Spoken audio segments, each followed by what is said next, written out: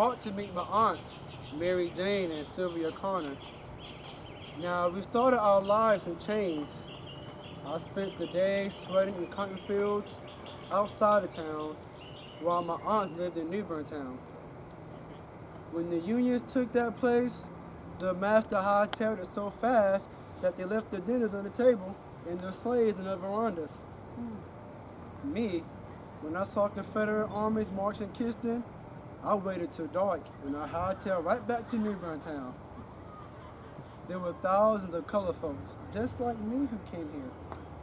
So many that the Reverend Horace James, who was the superintendent for Negro Affairs, he opened Richard Dobbs Bank, old plantation grounds, just for us, called James City. But we called it home. So many things to remember. I'm so old, folks. I'm trying to remember my story. Nah, Mr. Spade, he don't miss it. He's been turning it into fertilizer since 1802. Now, Mr. Spade, he signed the U.S. Constitution that gave us so much freedom. But I find it oddly fitting that we brought the document for completion by setting up ourselves on his old land. Now, while we get along with many of the Yankee soldiers just fine, I'll be the first to admit, many of them don't like us one bit. I hear it all the time. Uneducated, savages, lazy. They won't make it on their own. They won't earn their freedom. You just watch. Never make it? Won't earn it? Here I am, dressed in blue, part of the 1st North Carolina Colored Infantry. I'm ready to bleed and die to win the freedom for my people. Though I'll admit, it's my personal plan not to take it quite so far. And then there's Aunt Mary Jane and Sylvia. Now, they settle right in to earn their way. For instance, Aunt Mary Jane, she can cook up a storm, and ain't nobody chicken and biscuits can touch hers. While the chickens, they line up and volunteer outside her kitchen because it's such an honor to end up on her plates. Well, Aunt Mary Jane, she earned that money to take care of her aged mama by serving dinners for the troops. Ran an actual boarding house for the New England boys. I helped serve them once, and I remember those surprised on those Yankees, seeing all this good food they ain't never heard of before. Chitlins, black-eyed peas, okra.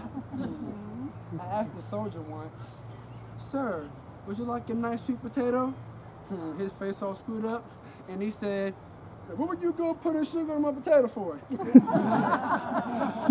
But they appreciated her, and they loved us just as much for being Mary Jane as they did for her culinary magic. And Aunt Sylvia, oh Lord, ain't no lady in town more sophisticated and wise, black or white, above the ground or in it. Now, what Aunt Mary Jane did with the spoon and spatula, Aunt Sylvia did with the needle and thread. Oh, she made heaps of money mending clothes, because those soldiers couldn't seem to wear a shirt for a week without putting a tear in it. But when she got done, it took a keen-eyed man to find where that tear used to live. I remember one soldier, Henry Clapp. He was with that high-stepping regiment of the Light Boston Boys, the 44th Massachusetts. He loved my aunt so much that he had his mama send him elegant dresses in the mails. And oh, did those dresses make them look top hat and fine. But yeah, it took a Yankee invasion to help gain our freedom. But all we needed was a chance. We had a couple of hundreds of years of bondage to overcome, and that's no easy thing. The unions, they give us little help to guide our safety so that we can learn in schools and work in trades. A trade that we could take pride in, real pride, because every cent we made was ours. Well, it's time to report to my captain. Gotta double step it. He's in the National Cemetery over that way. Thank you for letting me be here. And good night.